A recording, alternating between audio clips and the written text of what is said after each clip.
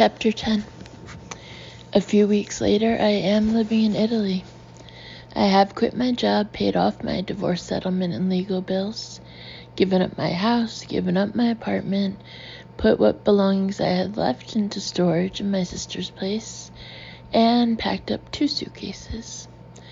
My year of traveling has commenced, and I can actually afford to do this because of a staggering personal miracle. In advance, my publisher has purchased the book I shall write about my travels. It all turned out, in other words, just as the Indonesian medicine man had predicted.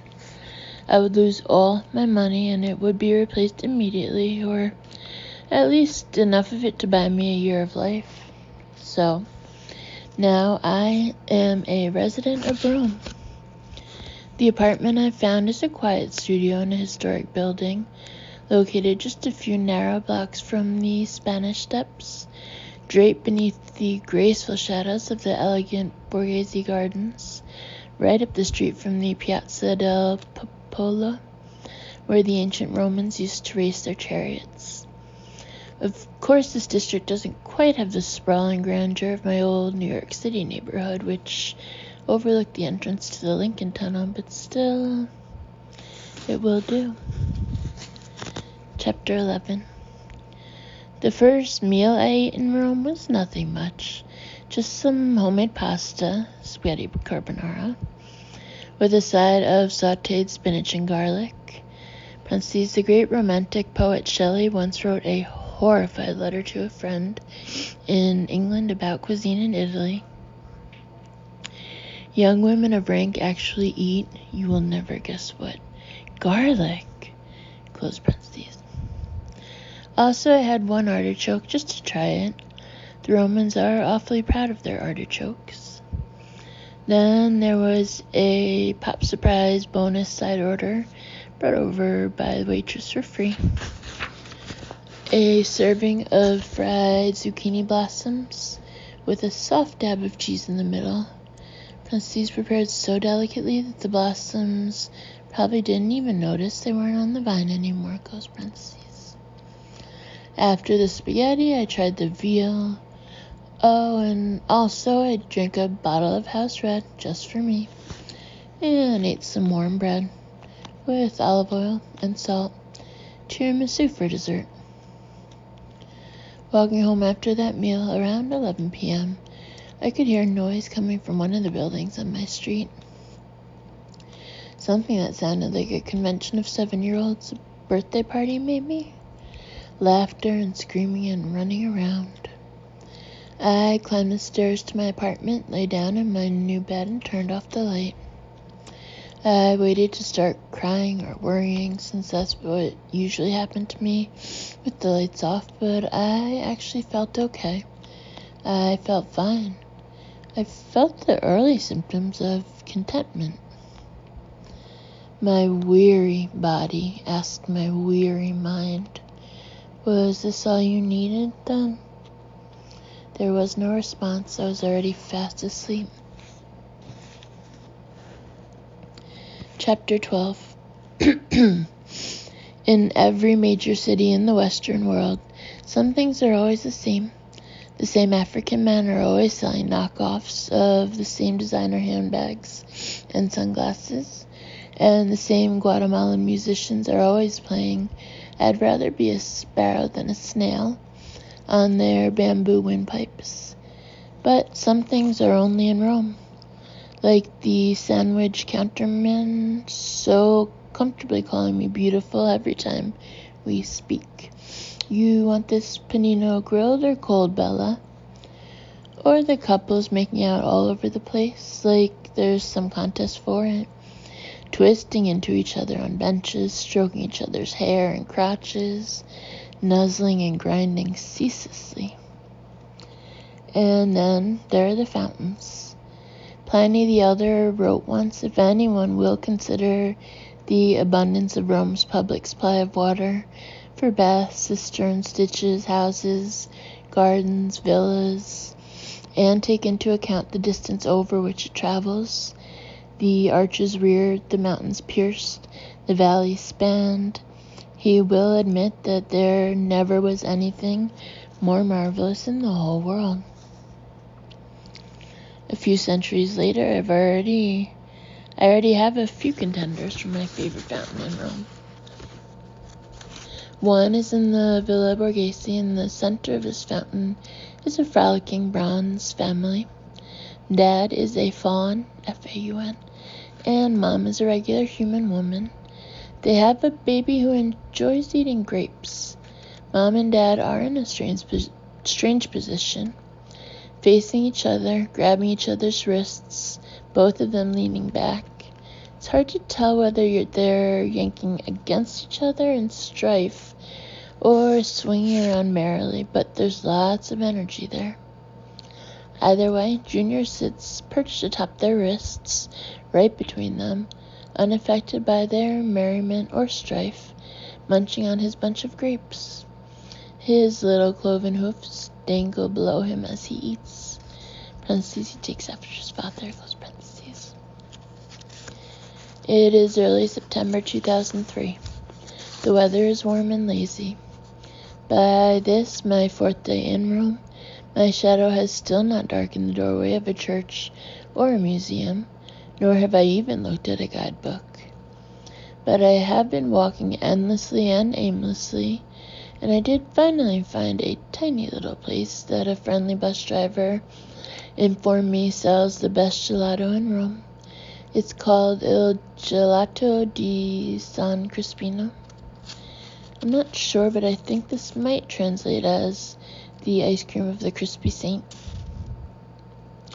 I tried a combination of the honey and the hazelnut. I came back later that same day for the grapefruit and the melon.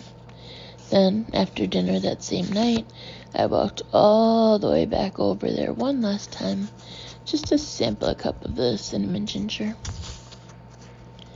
I've been trying to read through one newspaper article every day, no matter how long it takes. I look up approximately every third word in my dictionary. Today's news was fascinating. Hard to imagine a more dramatic headline than Obesità.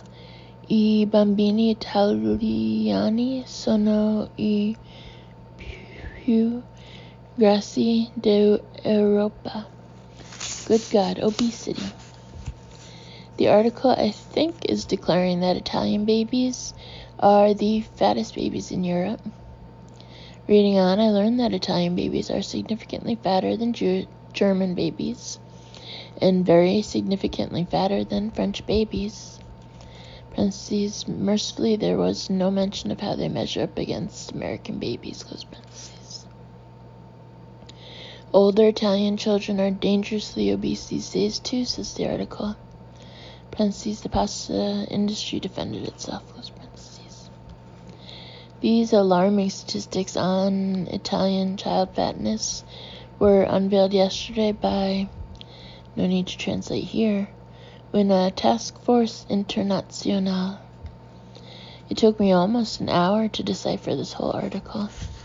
The entire time I was eating a pizza and listening to one of Italy's children play the accordion across the street. The kid didn't look very fat to me, but that may have been because he was a gypsy.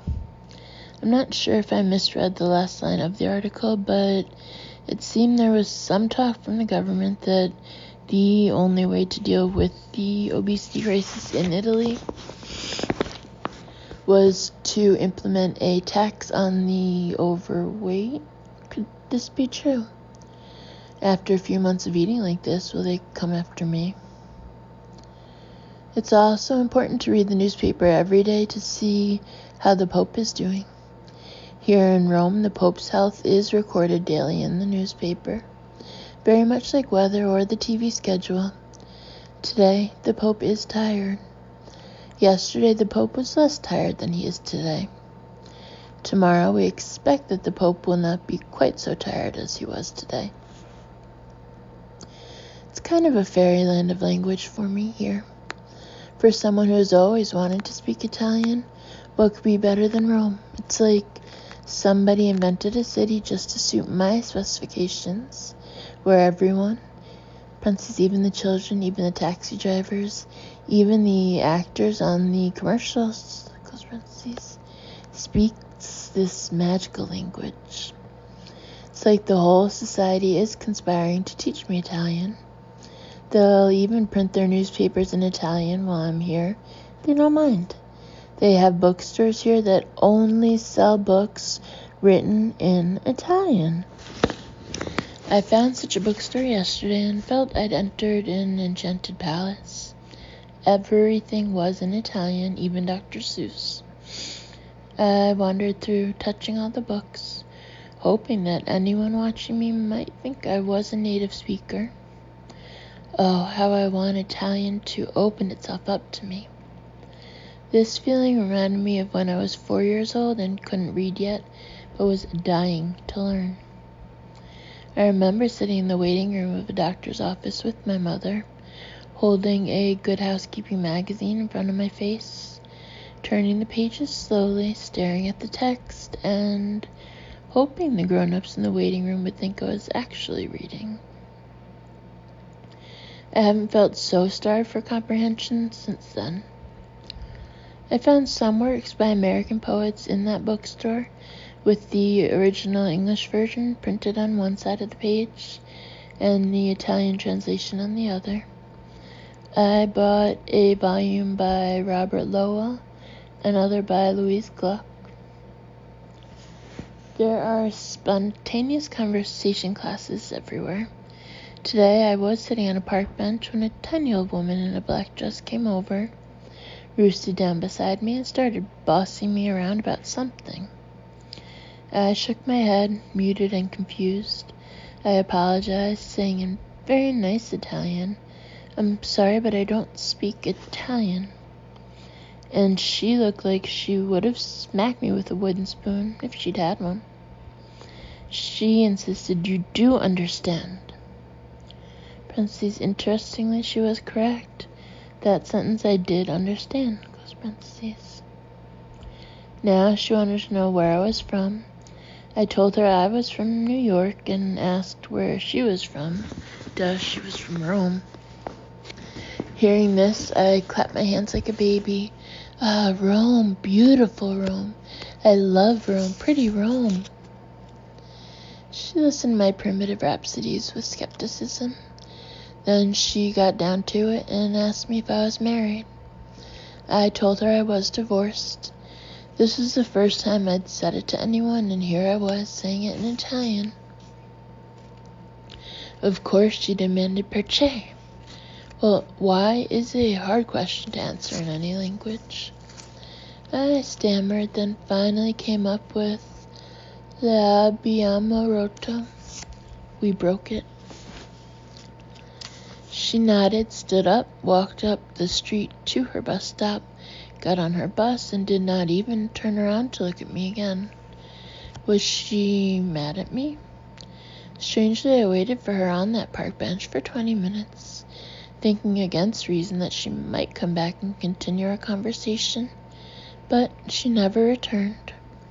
Her name was Celeste, pronounced with a sharp ch, as in cello. Later in the day, I found a library. Dear me, how I love a library. Because we are in Rome, this library is a beautiful old thing. And within it, there is a courtyard garden, which you'd never have guessed existed if you'd only looked at the place from the street. The garden is a perfect square, dotted with orange trees, and in the center, a fountain. This fountain was going to be a contender for my favorite in Rome, I could tell immediately, though it was unlike any I'd seen so far. It was not carved of imperial marble, for starters. This was a small, green, mossy, organic fountain. It was like a shaggy, leaking bush of ferns. Parentheses, it looked actually exactly like the wild foliage growing out of the head of that praying figure, which the old medicine man in Indonesia had drawn for me, close parentheses. The water shot up out of the center of this flowering shrub, then rained back down on the leaves, making a melancholy, lovely sound throughout the whole courtyard. I found a seat under an orange tree and opened one of the poetry books I'd purchased yesterday, Louise Gluck. I read the first poem in Italian, then in English, and stopped short at this line. Dal centro della mia vita venne una grande fontana. From the center of my life there came a great fountain. I set the book down in my lap, shaking with relief. Chapter 13. Truthfully, I'm not the best traveler in the world. I know this because I've traveled a lot, and I've met people who are great at it, real naturals. I've met travelers who are so physically sturdy they could drink a shoebox of water from a Calcutta gutter and never get sick.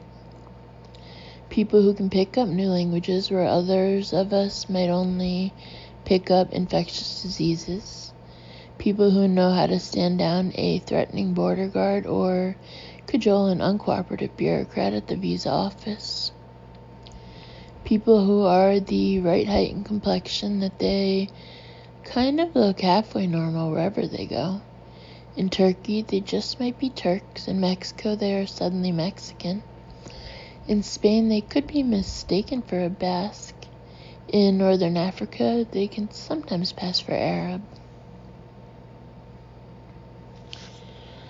I don't have these qualities. First off, I don't blend. Tall and blonde and pink complexioned, I am less a chameleon than a flamingo. Everywhere I go but Dusseldorf, I stand out garishly. When I was in China, women used to come up to me on the street and point me out to their children as though I were some escaped zoo animal. And their children, who had never seen anything quite like this pink-faced, yellow-headed phantom person, would often burst into tears at the sight of me. I really hated that about China.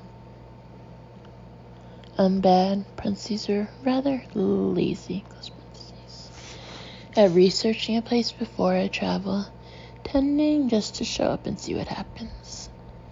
When you travel this way, what typically happens is that you end up spending a lot of time standing in the middle of the train station feeling confused or dropping way too much money on hotels because you don't know better. My shaky sense of direction and geography means that I have explored 6 continents in my life with only the vaguest idea of where I am at any given time. Aside from my cockeyed internal compass, I also have a shortage of personal coolness, which can be a liability in travel. I've never learned how to arrange my face into that blank expression of competent invisibility that is so useful when traveling in dangerous foreign places. You know, that super relaxed, totally in charge expression which makes you look like you belong there, anywhere, everywhere, even in the middle of a riot in Jakarta. Oh, no. When I don't know what I'm doing, I look like I don't know what I'm doing. When I'm excited or nervous, I look excited or nervous. And when I am lost, which is frequently, I look lost. My face is a transparent transmitter of my every thought. As David once put it, you have the opposite of poker face. You have, like, miniature golf face. And oh, the woes that traveling has inflicted on my digestive tract. I don't really want to open that, forgive the expression, can of worms, but suffice it to say, I've experienced every extreme of digestive emergency. In Lebanon, I became so explosively ill one night that I could only imagine I'd somehow contracted a Middle Eastern version of the Ebola virus. In Hungary, I suffered from an entirely different kind of bowel affliction, which changed forever the way I feel about the term Soviet bloc. But I have other bodily weaknesses too. My back gave out on my first day traveling in Africa. I was the only member of my party to emerge from the jungles of Venezuela with infected spider bites. And I ask you, I beg of you, who gets sunburned in Stockholm? Still, despite all this, traveling is the great true love of my life. I have always felt, ever since I was 16 years old and first went to Russia with my saved-up babysitting money, that to travel is worth any cost or sacrifice. I am loyal and constant in my love for travel, as I have not always been loyal and constant in my other loves. I feel about travel the way a happy new mother feels about her impossible, colicky, restless newborn baby. I just don't care what it puts me through, because I adore it, because it's mine, because it looks exactly like me. It can barf all over me if it wants to. I just don't care. Anyway, for a flamingo, I'm not completely helpless out there in the world. I have my own set of survival techniques. I am patient. I know how to pack light. I'm a fearless eater. But my one mighty travel talent is that I can make friends with anybody. I can make friends with the dead. I once made friends with a war criminal in Serbia, and he invited me to go on a mountain holiday with his family. Not that I'm proud to list Serbian mass murderers amongst my nearest and dearest. Parentheses, I had to befriend him for a story and also so he wouldn't punch me, close parentheses. But I'm just saying I can do it. If there isn't anyone else around to talk to, I could probably make friends with a 4-foot-tall pile of sheetrock. This is why I'm not afraid to travel to the most remote places in the world. Not if there are human beings there to meet. People asked me before I left for Italy, do you have friends in Rome? And I would just shake my head no, thinking to myself, but I will. Mostly you meet your friends when traveling by accident, like by sitting next to them on a train, or in a restaurant, or in a holding cell.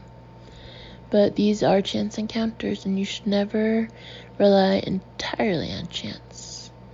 For a more systematic approach, there is still the grand old system of the letter of introduction.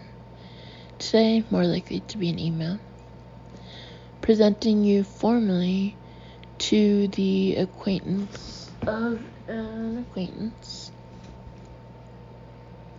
This is a terrific way to meet people if you're shameless enough to make the cold call and invite yourself over for dinner. So before I left for Italy, I asked everyone I knew in America if they had any friends in Rome, and I'm happy to report that I have been sent abroad with a substantial list of Italian contacts. Among all the nominees on my potential new Italian friends list, I am most intrigued to meet a fellow named, brace yourself, Luca Spaghetti. Luca Spaghetti is a good friend of my buddy Patrick McDevitt, whom I know from my college days, and that is honestly his name. I swear I'm not making it up. It's too crazy. I mean, just think of it. Imagine going through life with a name like Patrick McDevitt. Anyhow, I plan to get in touch with Lucas Spaghetti just as soon as possible. Chapter 14. First, though, I must get settled into school. My classes begin today at the Leonardo da Vinci Academy of Language Studies, where I will be studying Italian 5 days a week, 4 hours a day. I'm so excited about school. I'm such a shameless student. I laid my clothes out last night, just like I did before my first day of first grade, with my patent leather shoes and my new lunchbox. I hope the teacher will like me. We all have to take a test on the first day at Leonardo da Vinci in order to be placed in the proper level of Italian class 4-hour abilities. When I hear this, I immediately start hoping I don't place into a level 1 class, because that would be humiliating, given that I already took a whole entire semester of Italian at my night school for divorced ladies in New York, and that I spent the summer memorizing flashcards, and that I've already been in Rome a week and have been practicing the language in person, even conversing with old grandmothers about divorce.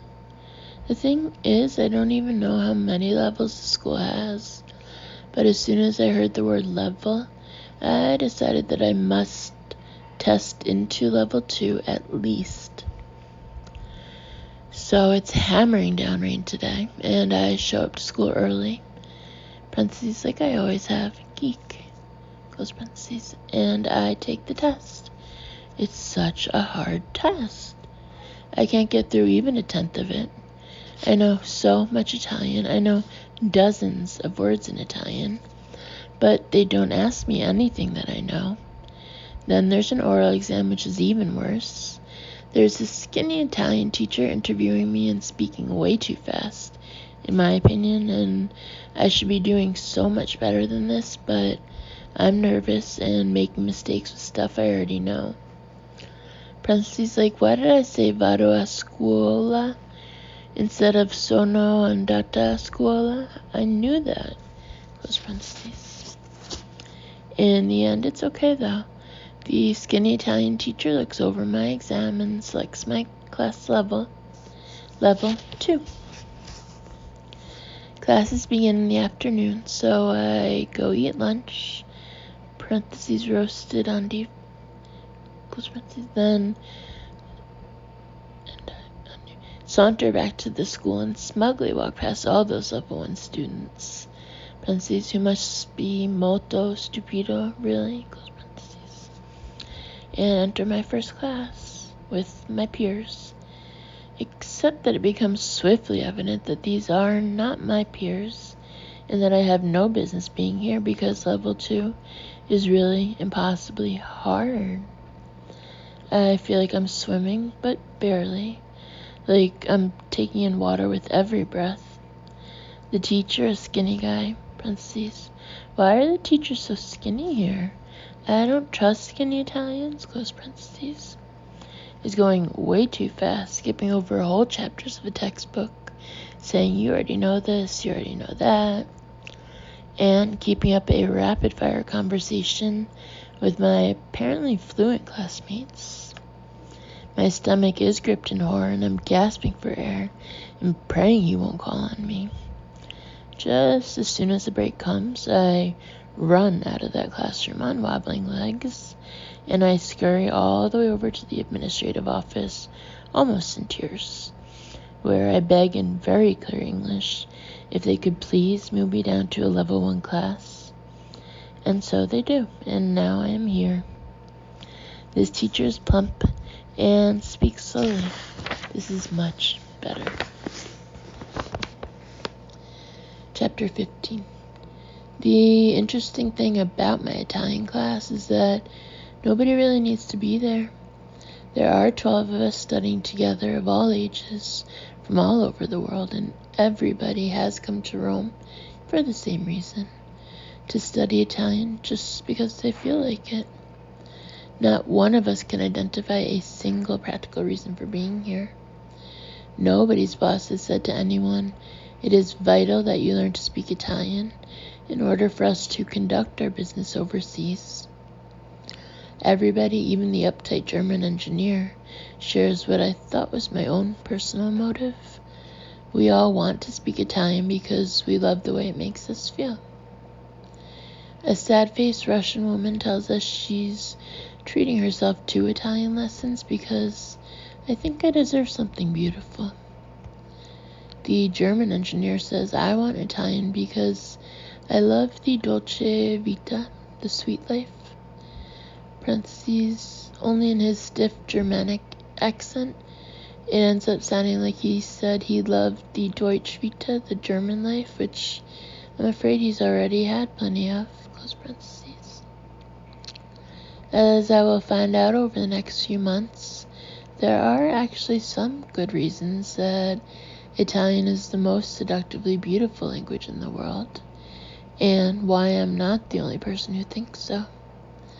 To understand why, you have to first understand that Europe was once a pandemonium of numberless Latin-derived dialects that gradually over the centuries morphed into a few separate languages: French, Portuguese, Spanish, Italian.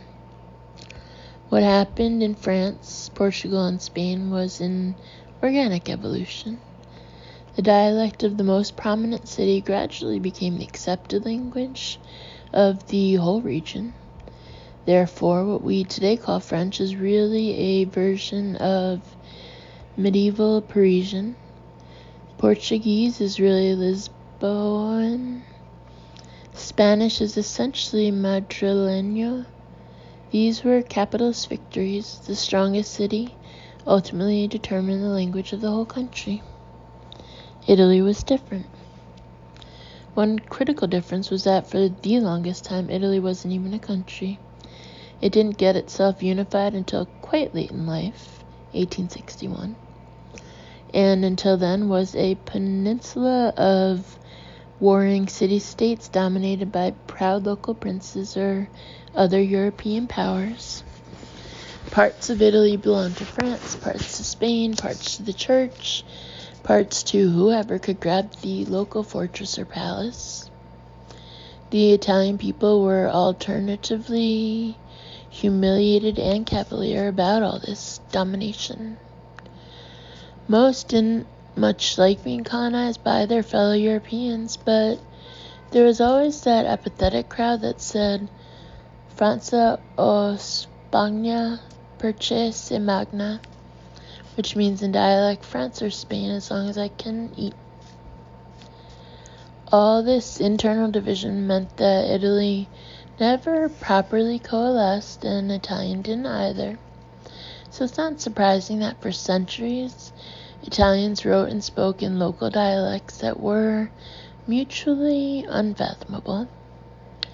A scientist in Florence could barely communicate with a poet in Sicily, or a merchant in Venice, parentheses, except in Latin, of course, which was hardly considered the national language, close parentheses. In the 16th century, some Italian intellectuals got together and decided that this was absurd. This Italian peninsula needed an Italian language, at least in the written form, which everyone could agree upon.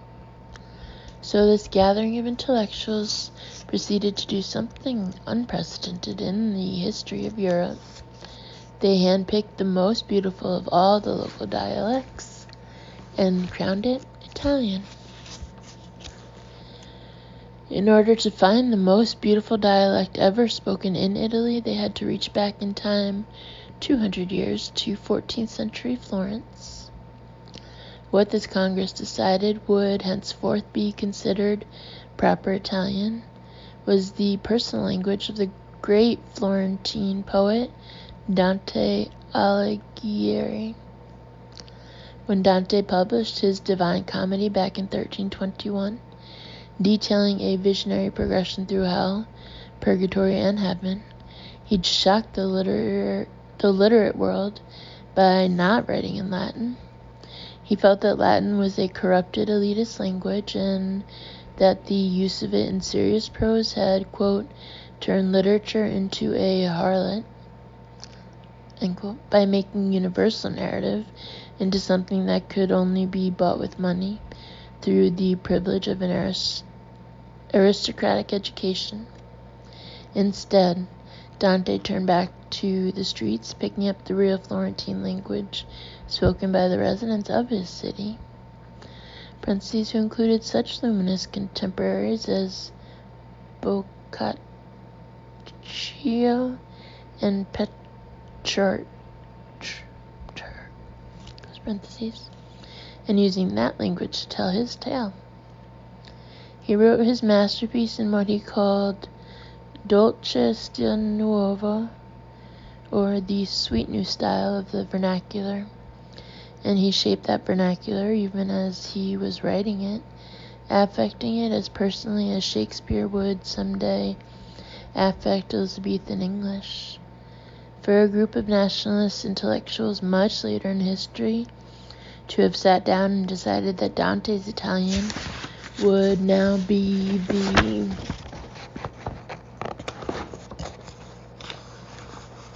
official language of Italy would be very much as if a group of Oxford dons had sat down one day in the early 19th century and decided that, from this point forward, everybody in England was going to speak pure Shakespeare. And it actually worked. The Italian we speak today, therefore, is not Roman or Venetian, parentheses, though these were the powerful military and merchant cities, close parentheses, nor even really entirely Florentine. Essentially, it is Dantean. No other European language has such an artistic pedigree, and perhaps no language was ever more perfectly ordained to express human emotions than this 14th century Florentine Italian, as embellished by one of Western civilization's greatest poets. Dante wrote his Divine Comedy in terza rima, triple rhyme, a chain of rhymes with each rhyme repeating 3 times every 5 lines, giving his pretty Florentine vernacular what scholars called a cascading rhythm, a rhythm which still lives in the tumbling, poetic cadences spoken by Italian cab drivers and butchers and government administrators, even today.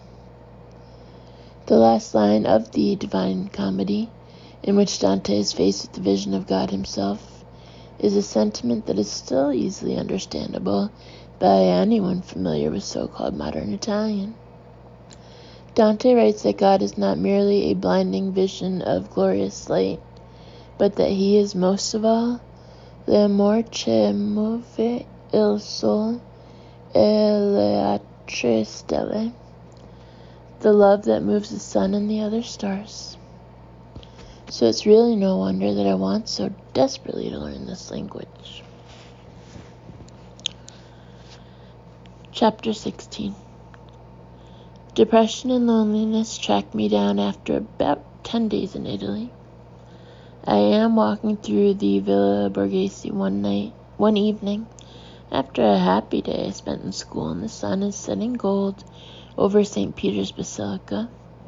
I am feeling contented in this romantic scene, even if I am all by myself while everyone else in the park is either fondling a lover or playing with a laughing child. But I stop to lean against a balustrade and watch the sunset, and I get to thinking a little too much, and then my thinking turns to brooding, and that's when they catch up with me. They come upon me all silent and menacing, like Pinkerton detectives, and they flank me. Depression on my left, loneliness on my right. They don't need to show me their badges. I know these guys very well. We've been playing a cat and mouse game for years now, though I admit that I am surprised to meet them in this elegant Italian garden at dusk. This is no place they belong. I say to them, "How'd you find me here? Who told you I'd come to Rome?" Depression, always a wise guy, says, "What, you're not happy to see us?" "Go away," I tell him. Loneliness, the more sensitive cop, says, "I'm sorry, ma'am, but I might have to tell you the whole time you're traveling. It's my assignment." "I'd really rather you didn't," I tell him, and he shrugs almost apologetically, but only moves closer. Then they frisk me. They empty my pockets of any joy I'd been carrying there. Depression even confiscates my identity, but he always does that. Then loneliness starts interrogating me, which I dread, because it always goes on for hours. He's polite but relentless, and he always trips me up eventually. He asks that if I have any reason to be happy that I know of. He asks why I am all by myself tonight yet again.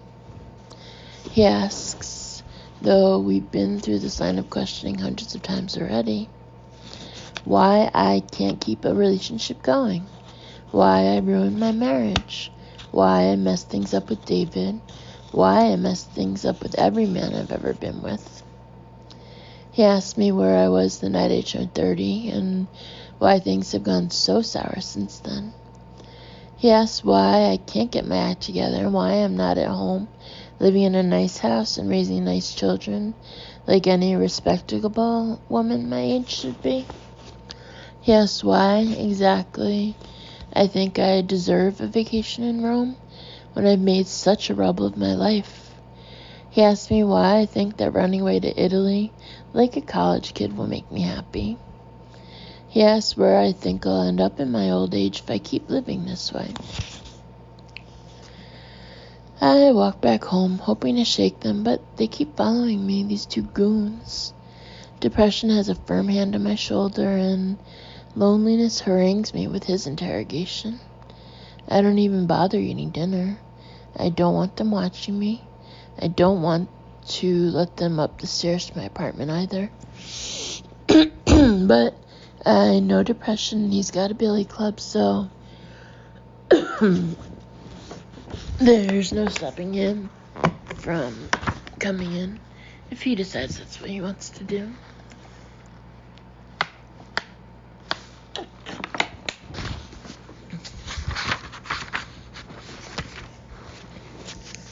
It's not fair for you to come here, I tell depression. I paid you off already. I served my time back in New York. But he just gives me that dark smile, settles into my favorite chair, puts his feet on my table and lights a cigar, filling the place with his awful smoke. Loneliness watches and sighs, then climbs into my bed and pulls the covers over himself, fully dressed, shoes and all. He's going to make me sleep with him again tonight, I just know it. Chapter 17. I'd stopped taking my medication only a few days earlier. It had just seemed crazy to be taking antidepressants in Italy. How could I be depressed here? I'd never wanted to be on the medication in the first place. I'd fought taking it for so long, mainly because of a long list of personal objections. For example, Americans are over-medicated. We don't know the long-term effects of this stuff yet on the human brain. It's a crime that even American children are on antidepressants these days. We are treating the symptoms and not the causes of a national mental health emergency. ... Still, during the last few years of my life, there was no question that I was in grave trouble and that this trouble was not lifting quickly. As my marriage dissolved and my drama with David evolved, I had come to have all the symptoms of a major depression. Loss of sleep, appetite, and libido, uncontrollable weeping, chronic backaches and stomach aches, alienation and despair, trouble concentrating on work, inability to even get upset that the Republicans had just stolen a presidential election. It went on and on. When you're lost in those ones, it sometimes takes you a while to realize that you are lost. For the longest time, you can convince yourself that you've just wandered a few feet off the path, that you'll find your way back to the trailhead any moment now. Then night falls, and again, and you still have no idea where you are, and it's time to admit that you have bewildered yourself so far off the path that you don't even know from which direction the sun rises anymore.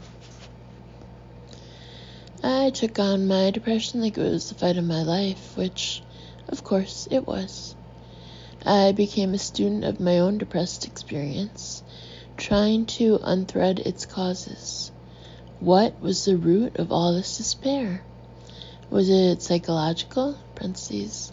Mom and dad's fault? Close parentheses. Was it just temporal? A quote-unquote bad time in my life? Parentheses. When the divorce ends, will the depression end with it? Close parentheses. Was it genetic? Parentheses. Melancholy, called by many names, has run through my family 4 generations, along with its sad bride, alcoholism, close parentheses. Was it cultural? Parentheses. Is this just the fallout of a post-feminist American career girl trying to find balance in an increasingly stressful and alienating urban world? Close parentheses. Was it astrological? Parentheses. Am I so sad because I'm a thick-skinned Cancer whose major signs are all ruled by unstable Gemini? Close parentheses. Was it artistic? Parentheses. Don't creative people always suffer from depression because we're so super sensitive and special? Close parentheses. Was it evolutionary? Parentheses. Do I carry in me the residual panic that comes after millennia of my species attempting to survive a brutal world? Close parentheses. Was it karmic? Parentheses. Are all these spasms of grief just the consequences of bad behavior in previous lifetimes? The last obstacles before liberation? Close parentheses.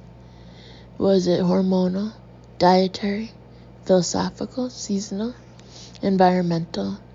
Was I tapping into a universal yearning for God? Did I have a chemical imbalance? Or did I just need to get laid? What a large number of factors constitute a single human being. How very many layers we operate on, and how very many influences we receive from our minds, our bodies, our histories, our families, our cities, our souls, and our lunches. I came to feel that my depression was probably some ever-shifting assortment of all those factors, and probably also included some stuff I couldn't name or claim. So I faced the fight at every level. I bought all those embarrassingly titled self-help books, parentheses, always being certain to wrap up the books in the latest issue of Hustler, so strangers wouldn't know what I'm really reading, close parentheses. I commenced getting professional help with a therapist who was as kind as she was insightful. I prayed like a novice nun. I stopped eating meat for a short time, anyway, after someone told me that I was, quote, eating the fear of the animal at the moment of its death, end quote. Some spacey New Age massage therapist told me I should wear orange-colored panties to rebalance my sexual chakras, and brother, I actually did it. I drank enough of that damn St. John's wort tea to cheer up a whole Russian gulag. To no noticeable effect, I exercised. I exposed myself to the uplifting arts and carefully protected myself from sad movies, books, and songs. Parentheses, if anyone even mentioned the words Leonard and Cohen in the same sentence, I would have to leave the room, close parentheses. I tried so hard to fight the endless sobbing. I remember asking myself one night while I was curled up in the same old corner of my same old couch, in tears yet again over the same old repetition of sorrowful thoughts. Is there anything about this scene you can change, Liz? And all I could think to do was stand up while still sobbing and try to balance on one foot in the middle of my living room, just to prove that while I couldn't stop the tears or change my dismal interior dialogue. I was not yet totally out of control. At least I could cry hysterically while balanced on one foot. Hey, it was a start. I crossed the street to walk in the sunshine. I leaned on my support network, cherishing my family and cultivating my most enlightening friendships.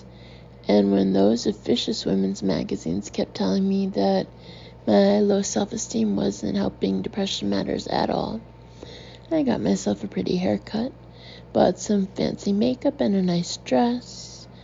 Parentheses, when a friend complimented my new look, all I could say grimly was, Operation Self-Esteem Day fucking 1. Close parentheses. The last thing I tried after about 2 years of fighting this sorrow was medication. If I may impose my opinions here, I think it should always be the last thing you try.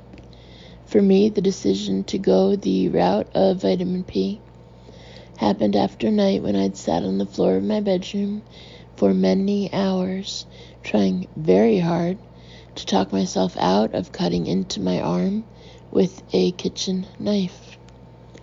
I won the argument against the knife that night, but barely. I had some other good ideas around that time about how jumping off a building or blowing my brains out with a gun might stop the suffering. But something about spending a night with a knife in my hand did it. The next morning, I called my friend Susan as the sun came up and begged her to help me. I don't think a woman in the whole history of my family had ever done that before, had ever sat down in the middle of the road like that and said, in the middle of her life, I cannot walk another step further. Somebody has to help me. It wouldn't have served those women to have stopped walking. Nobody would have or could have helped them. The only thing that would have happened was that they and their families would have starved. I couldn't stop thinking about those women. And I will never forget Susan's face when she rushed into my apartment about an hour after my emergency phone call and saw me in a heap on the couch. The image of my pain mirrored back at me through her visible fear, for my life is still one of the scariest memories for me out of all those scary years. I huddled in a ball while Susan made the phone calls and found me a psychiatrist who would give me a consultation that very day to discuss the possibility of prescribing antidepressants. I listened to Susan's one-sided conversation with the doctor, listened to her say, I'm afraid my friend is going to seriously hurt herself. I was afraid too. When I went to see the psychiatrist that afternoon, he asked me what had taken me so long to get help, as if I hadn't been trying to help myself already for so long. I told him my objections and reservations about antidepressants. I laid copies of the 3 books I'd already published on his desk and said, I'm a writer. Please don't do anything to harm my brain. He said, if you had kidney disease, you wouldn't hesitate to take medication for it. Why are you hesitating with this? But see, that only shows how ignorant he was about my family. A Gilbert might very well not medicate a kidney disease, seeing that we're a family who regard any sickness as a sign of personal, ethical, moral failure. He put me on a few different drugs, Xanax, Zoloft, Wellbutrin, Buspirone, until we found the combination that didn't make me nauseated or turn my libido into a dim and distant memory. Quickly, in less than a week, I could feel an extra inch of daylight opening in my mind. Also, I could finally sleep. And this was the real gift, because when you cannot sleep, you cannot get yourself out of the ditch. There's not a chance. The pills gave me those recuperative night hours back, and also stop my hands from shaking and release the vice grip around my chest and the panic alert button from inside my heart. Still, I never relaxed into taking those drugs, though they helped immediately. It never mattered who told me these medications were a good idea and perfectly safe. I always felt conflicted about it. Those drugs were part of my bridge to the other side, there's no question about it. But I wanted to be off them as soon as possible. I'd started taking the medication in January of 2003. By May, I was already diminishing my dosage significantly. Those had been the toughest months. Anyhow, the last months of the divorce, the last ragged months with David. Could I have endured that time without the drugs if I'd just held out a little longer? Could I have survived myself? By myself? I don't know. That's the thing about a human life.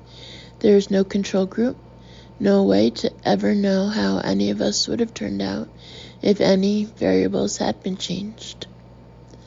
I do know these drugs made my misery feel less catastrophic, so I'm grateful for that, but I'm still deeply ambivalent about mood-altering medications. I'm awed by their power, but concerned by their prevalence. I think they need to be prescribed and used with much more restraint in this country, and never without the parallel treatment of psychological counseling. Medicating the symptom of any illness without exploring its root cause is just a classically harebrained Western way to think that anyone could ever get truly better. Those pills might have saved my life, but they did so only in conjunction with about 20 other efforts I was making simultaneously during that same time period to rescue myself, and I hope to never have to take such drugs again. Though one doctor did suggest that I might have to go on and off antidepressants many times in my life because of my, quote, tendency toward melancholy, end quote. I hope to God he's wrong. I intend to do everything I can to prove him wrong, or at least to fight that melancholic tendency with every tool in the shed. Whether this makes me self-defeatingly stubborn or self-preservingly stubborn, I cannot say. But there I am.